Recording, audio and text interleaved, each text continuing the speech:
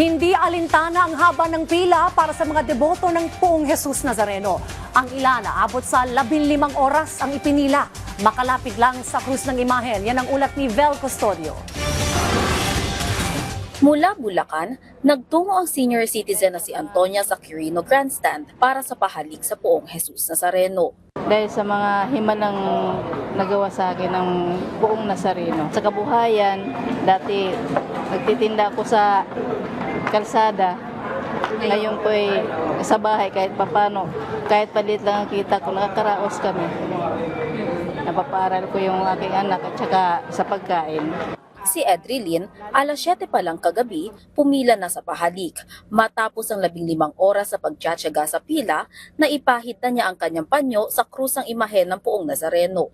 Usually, lahat naman ng hinihiling ko natutupad. At lalo na nung may problema kami mag-asawa, sa kanya ko nilapit. Lahat yun, dininig niya. Kaya, nung sinama ko ng kapitbahay ko, siguro nga, siya yung laging sagot sa mga problema ko. Pero every Friday, nagsisimba naman ako sa kanya. Pero malaking kaluwagan kapag lumalapit ka sa kanya. Lahat ng hilingin, lahat ng problema mo, natutupad. Ang ilan sa mga deboto, kahit pahirap ng maglakad at naka-wheelchair, pumila pa rin sa pahalik. Inalalayan naman sila ng marshals at mga kawani ng Philippine National Police. Organisado rin ang daloy ng pila sa Quirino Grandstand. Okay po yung security preparations natin. Naka full blast na po tayo.